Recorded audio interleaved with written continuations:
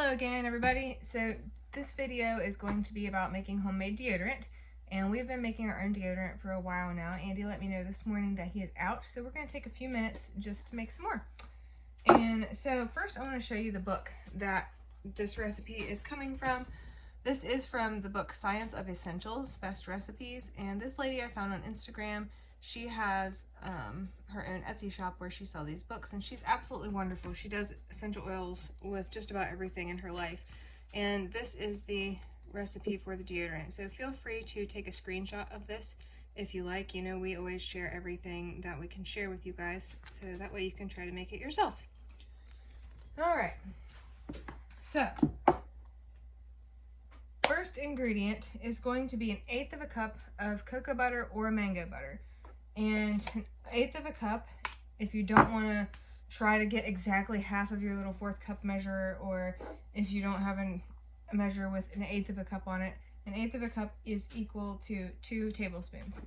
So we are going to, and this cocoa butter is hard because it's cold, so it may take me a second to get this out of here, but we're going to do 2 tablespoons, and it doesn't have to be completely perfect, guys. Doesn't have to be perfect at all. And I'm just using a glass bowl here. You can do this in a double boiler, but I don't have one, so I use this glass bowl over a pot on my stove. So approximately 2 tablespoons of cocoa butter. I'm gonna dump these shreds in there because it wasn't packed in like I would like to have it. Okay. So then our next ingredient, and this is the cocoa butter I use. I get it from my local health food store. Next ingredient is 2 tablespoons or 1/8 of a cup of shea butter, which I am almost out of. So this is sorry about that interruption, guys. My phone told me my storage was full and my battery was dying. So here we go again. We left off at 2 tablespoons of shea butter, and I'm almost out of that. So it's literally going to take everything I have left in this jar. So put that in there. It was not cold, so it's coming out rather nicely. All right, so clean stuff off here a little bit. So we're gonna need that tablespoon measurement for another thing.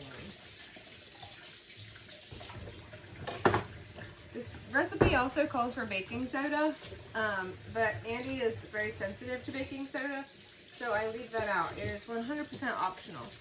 You can try it, but if you find that you have a reaction, you maybe break out a little bit, then you'll probably want to omit that next time.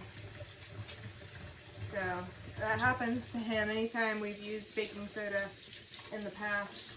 In these deodorant recipes, he has always had a little breakout, so we just don't put that in anymore. Okay, so then we're going to do 2 teaspoons of beeswax pellets. I get these in my local health food store. We have not harvested any wax from our bees yet, so I buy it. So we're going to do 2 teaspoons of that.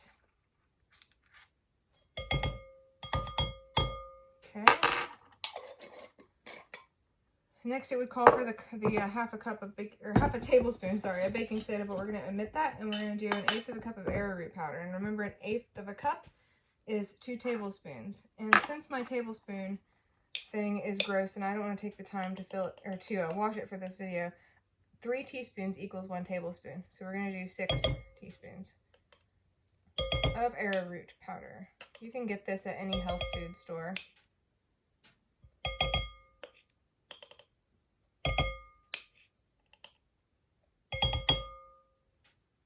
And you're supposed to melt all that stuff first and then add the arrowroot powder. Sometimes I do, sometimes I don't. I would suggest you follow the instructions exactly though. And then you also will add 5 drops of vitamin E oil at the end with the essential oils. I do not have vitamin E oil, so we're not going to add that right now.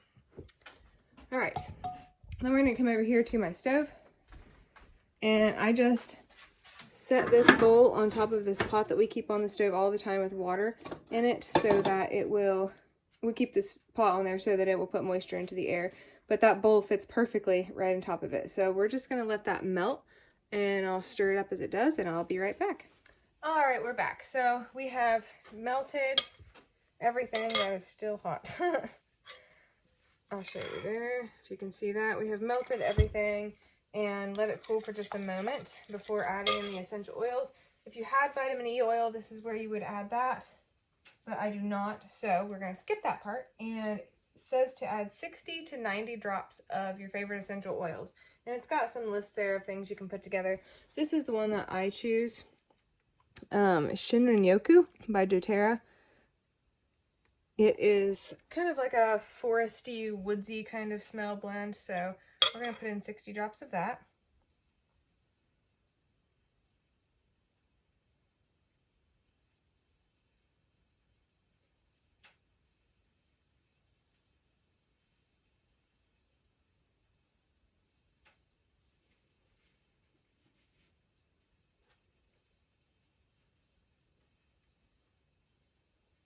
Alright, I know 60 sounds like a lot, but trust me, you need that much for the smell to be visible to the nose, for lack of better words, after everything has set up. If you don't put in enough, the smell is not going to be really there at all.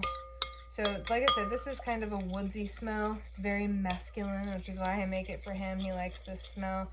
If I was making some for myself right now, I'd probably maybe do a citrus or a lavender or something like that. So, now that that's all mixed in, you're going to take a old deodorant container or whatever container you want. This is just a deodorant container that we had.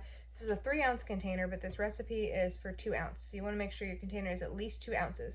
And then we're going to dump that into here. And try not to spill it or burn myself, because it's me we're talking about here, and I have done both of those things. Spilled this and burnt myself.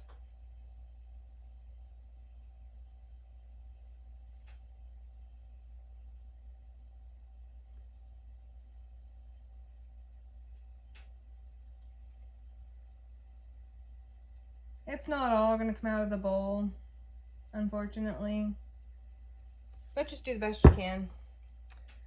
And there we have it.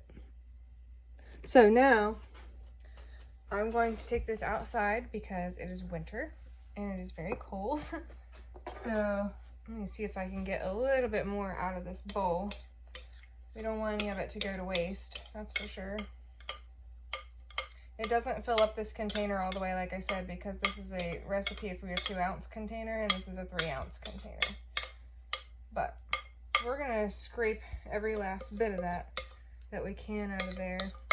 And I feel like this would be easier if I had a container with a pour spout to be doing this in. But you got to work with what you have, you know. And this giant glass bowl is what I have.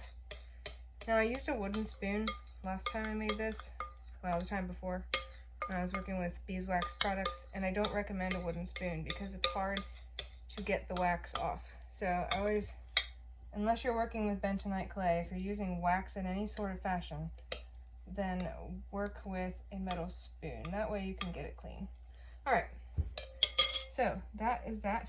So I'm going to leave the cap off while it's cooling. I'm just going to go stick this outside, and then after it hardens up, it'll be ready to use. So let me know in the comments section if you have any questions, and we'll see you next time. Bye-bye.